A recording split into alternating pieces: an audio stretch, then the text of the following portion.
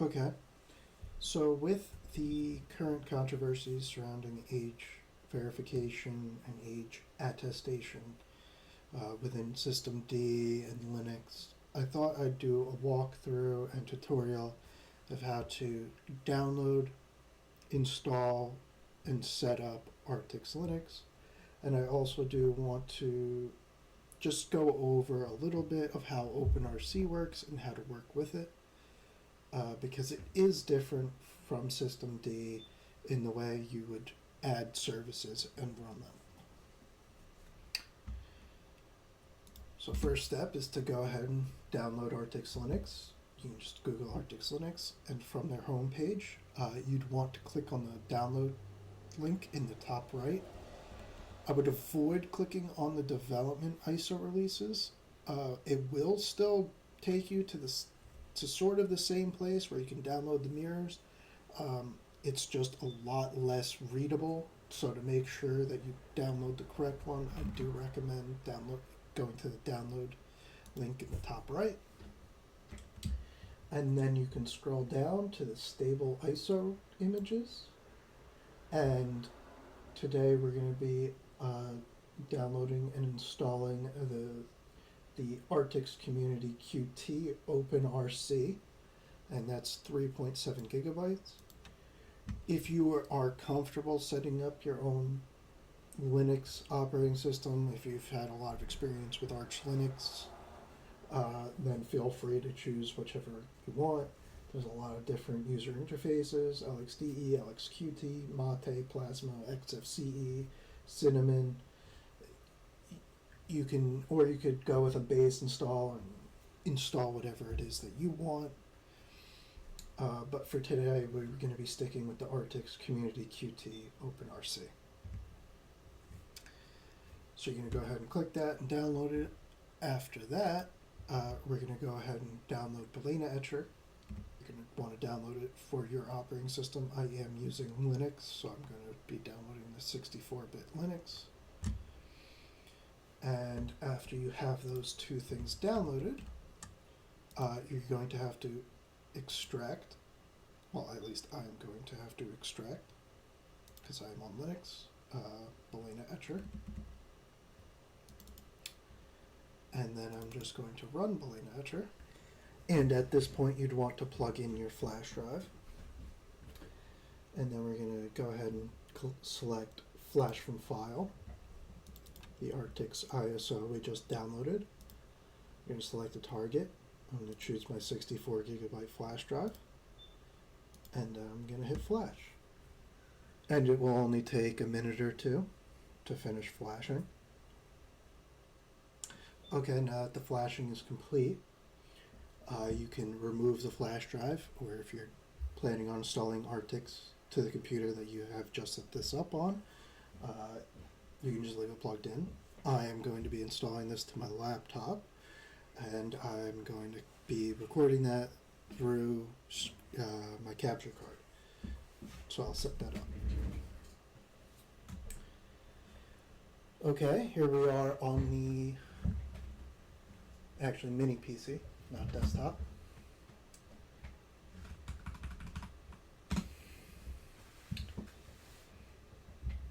I missed the boot.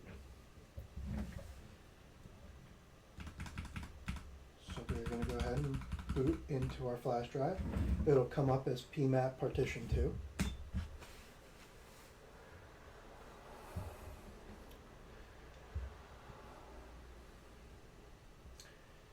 So now that we have booted into our flash drive, we're going to choose from stick or HDD.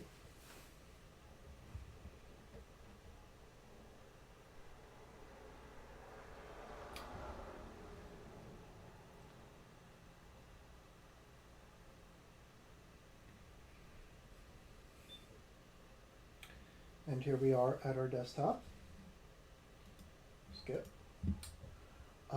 And it includes a PDF that gives you a little walkthrough of OpenRC, but we will be going into that later. And there's just a little install executable. We're going to go with the offline installer. Next. You can choose your time zone and your keyboard layout. And I'm going to go ahead and I'm going to replace the partition.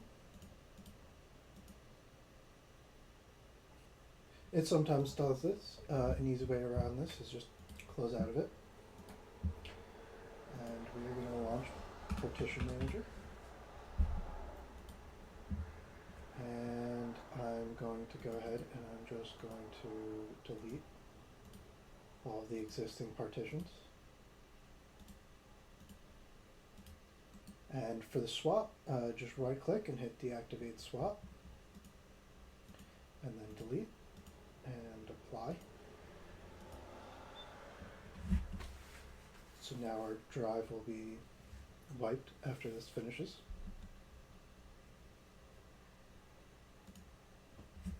Shouldn't take too long. There we go.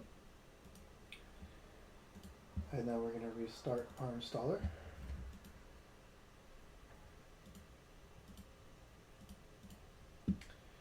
And now our erase disk is here, and I am going to set it up with swap with Hibernate. And just come up with whatever name you want. I'm going to call this Xerxes. And again, choose whichever password you want.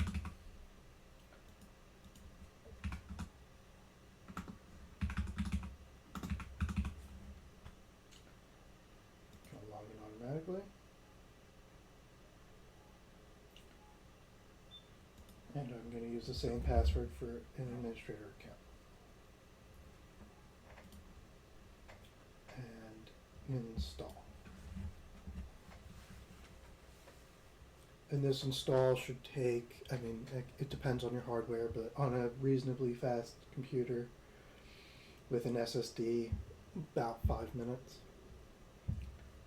So we'll come back when it's done. Okay, and we're back. And just something I wanted to point out, because I did allow the computer to go to sleep while I walked away. The default password for the setup is just Artix. And here we can see the installer is complete. So I'm going to go ahead and restart now. Okay, so I had a little bit of an issue with my capture card, but we're back now. So after restarting, or right before you restart, at that time you'd want to remove the flash drive. So we're just going to back out and we're going to boot into our desktop.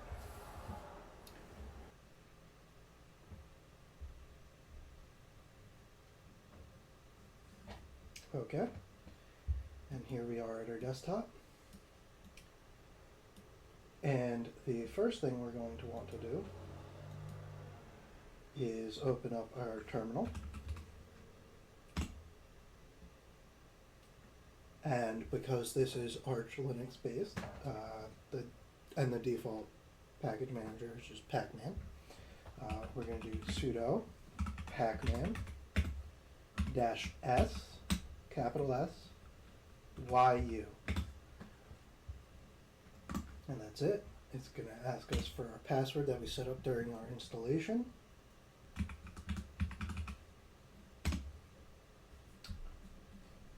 Oh, we need to connect to the internet first. That would help.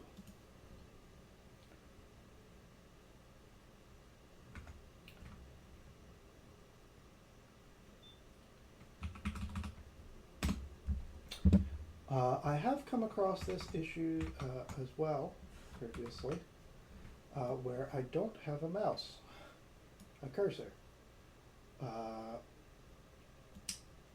That will probably get fixed with an update. So let's go ahead and connect to the internet.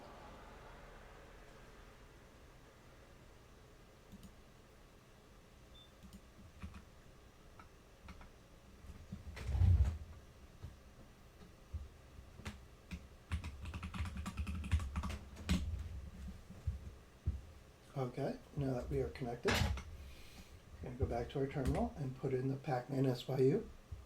This is just system updates. And now we can connect to the repo servers. Press Y for yes. Press Y again.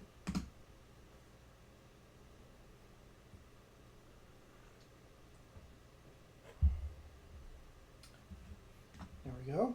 And now that we have updated, I'm just going to type in sudo reboot to restart one more time.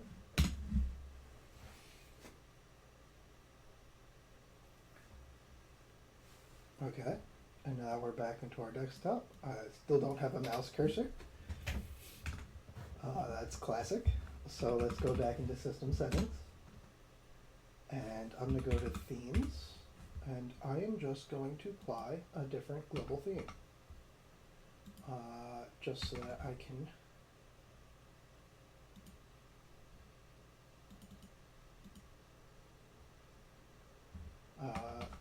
get my cursor. Oh no. Oh, thing I had for a second.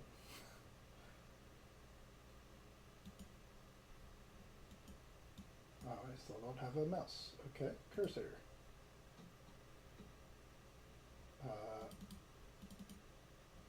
Yay, I have a cursor now.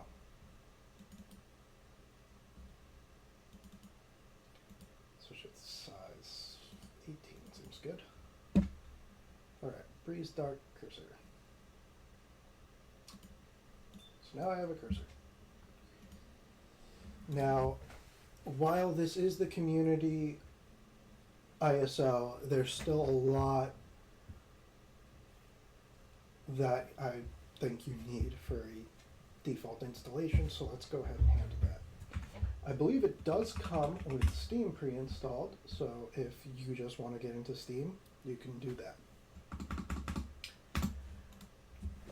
However, it does not come with an easy way to install any other applications. There's no store or Flatpak store. In fact, Flatpak itself is not installed. So we are going to do sudo in our terminal -s. Oh, sorry. Sudo pacman -s flatpak. Put in our password, which I got wrong.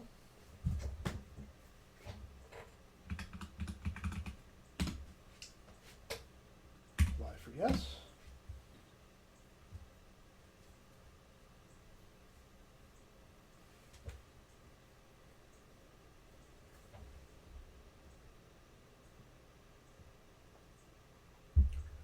Okay, now that that's done, we're going to go ahead and just press up so that we can quickly install. We're going to do sudo pacman -s discover for the Discover store.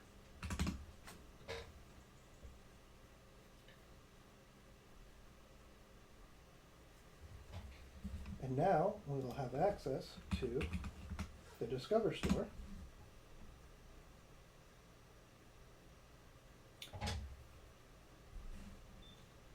Where we can install any whole bunch of applications that we like. You can get RetroArch, PCSX2, any emulation software you are interested in, browsers, Firefox, Chromium, whichever operating or whatever application you're looking for. This is an easy way to install it. So now that we're done here, I can walk you through some of the customization. It did kind of stink that I didn't have a cursor. That's kind of some minus points there, but KDE can be customized in many different ways. So if we go ahead and go to colors and themes, we can choose between these themes. If I go with Artix Dark, I and I hit apply. This is what we were supposed to be graded with. But even if you don't like any of these, you can just go to the top right, say get new. And we can go ahead and, let's get Leyland, or Lay-in. You just hit the install button in the top right, and I'll go ahead and grab it for you.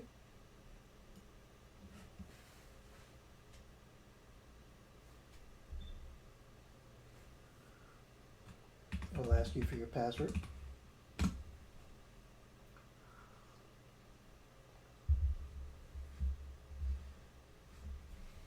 And now we have it installed.